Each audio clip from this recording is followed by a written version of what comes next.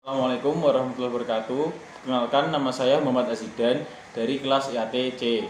Saya di sini akan mempresentasikan tentang UTS mata kuliah Ilmu Hadis, yaitu merangkum semua makalah yang sudah dipresentasikan. Langsung saja, yang pertama, pembagian ilmu hadis. Menurut mayoritas ulama, secara garis besar, hadis itu dibagi menjadi dua bagian, yaitu hadis riwayah dan hadis diroyah. Definisi hadis riwayah dan hadis diroyah. 1. Hadis riwayah. Menurut Muhammad Ajaj Al-Khatib, ilmu hadis riwayah adalah ilmu yang membahas tentang pemindahan periwayatan segala sesuatu yang disandarkan pada Nabi SAW berupa perkataan, perbuatan, takrir atau ketetapan, sifat, jasmaniyah atau tingkah laku dengan cara yang diteliti dan terperinci. 2. Hadis diroyah. Menurut pendapat Ibnu Haraj Al-Qolani, ilmu hadis diroyah adalah pengetahuan tentang kaidah-kaidah untuk mengetahui keadaan perawi dan suatu yang diriwayatkan. Ilmu hadis riwayah ini sudah ada semenjak Nabi SAW masih hidup, yaitu bersama dengan dimulainya periwayatan dengan hadis itu sendiri. Hal tersebut seperti yang dilakukan Umar radhiyallahu an yang menceritakan, "Aku beserta tetanggaku dari kaum Ansor, yaitu Bani Umayyah Ibnu Zaid, secara bergantian menghadiri majelis Rasulullah. Apabila giliranku yang hadir, maka aku akan menceritakan kepadanya apa yang aku dapatkan dari Rasulullah. Apabila giliran dia yang hadir, maka dia pun akan melakukan hal yang sama." Perintis hadis riwayah dan diroyah. Perintis hadis riwayah adalah Muhammad bin Syihab Az-Zuhri, wafat 1240 Hijriah. Sedangkan perintis ilmu hadis diroyah adalah Abu Muhammad Al-Hasan bin Abdurrahman bin Khalaf Ar-Rahurmuzi atau yang sering dikenal dengan Imam Ar-Rahurmuzi. Faedah mempelajari hadis riwayah dan diroyah adalah mendapatkan manfaat mempelajari hadis riwayah dan diroyah agar kita dapat mengetahui hadis yang sahih, dhaif, hasan, dan marfu dan maqbul. Yang membahas bab kedua adalah istilah dasar ilmu hadis. Pengertian matan dan sanad. Sanad menurut bahasa berarti sandaran, sedangkan matan menurut bahasa berarti tanah yang tinggi. Sedangkan menurut ahli hadis, matan adalah materi tentang berita, lafaz, atau teks hadis yang di dalamnya mengandung makna-makna tertentu.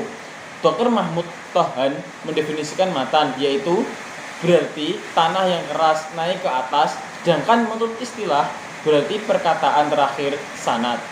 Dari sini kita bisa tarik kesimpulan bahwa sanad merupakan mata rantai hadis perawi terakhir menuju Rasulullah SAW.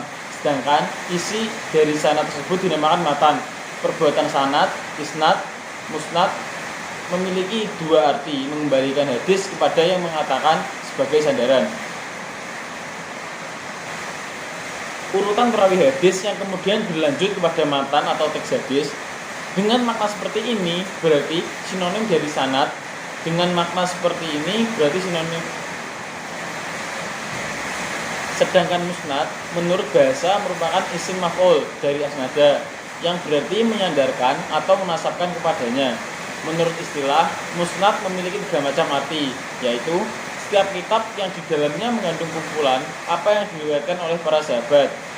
2. Hadis marfu' yang sanadnya bersambung. 3. Jika yang dimaksudkannya adalah sanad, berarti itu adalah masdar mim. Musnid menurut Dr. Mahmud Tohan berarti orang yang meriwayatkan hadis baik dengan sanadnya, baik orang itu mengerti ataupun tidak mengerti dan hanya menyampaikan riwayat saja. Jadi, sanad merupakan silsilah atau mata rantai riwayat yang menyambungkan mulai dari perawi terakhir sampai pada Rasulullah SAW. Sedangkan isnad adalah mengembalikan hadis kepada yang mengatakannya, atau bisa juga didefinisikan sebagai proses memasukkan rantai periwayatan dalam hadis atau ilmu tentang sanad itu sendiri. Sedangkan orang yang memasukkan rantai periwayatan ke dalam hadis dinamakan musnid. Selanjutnya, perbedaan hadis, khobar, dan atsar. Khobar menurut bahasa artinya berita, bentuk jamaknya adalah akhbar. Sedangkan menurut istilah terdapat tiga pendapat. 1. Sinonim dari hadis dengan kata lain memiliki satu arti berbeda dengan hadis. Hadis itu berasal dari Nabi Muhammad SAW, Sedangkan khobar adalah selain dari beliau Rasulullah SAW. Lebih general dari hadis. Hadis itu berasal dari Nabi Muhammad SAW. Sedangkan khobar adalah yang berasal dari beliau SAW maupun selain beliau.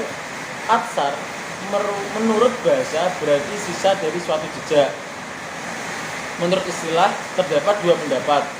Satu, sinonim dari hadis dengan kata lain memiliki satu arti. Berbeda dengan hadis, yaitu sesuatu yang disandarkan pada para sahabat dan tabi'in, baik berupa perkataan maupun perbuatan. Itu yang dimaksud hadis. Bab yang selanjutnya adalah pengertian hadis mutawatir. Secara lughawi, istilah mutawatir berasal dari isim fa'il mustaq dari at-tawatur, yang berarti tatabu, datang berturut-turut dan beriringan satu dengan yang lain. Seperti dalam Quran surat Al-Mu'min ayat 44. Secara istilah, yang dimaksud dengan mutawatir adalah hadis yang diriwayatkan oleh sejumlah sahabat Nabi yang menurut akal sehat dan adat kebiasaan mustahil mereka sepakat berdusta. Kemudian dari sejumlah sahabat tersebut diriwayatkan oleh para tabi'in dan generasi selanjutnya dalam jumlah seimbang. Singkatnya, hadis mutawatir adalah hadis yang diriwayatkan melalui jalur periwayatan yang banyak menurut adat kebiasaan. Mustahil mereka sepakat berdusta.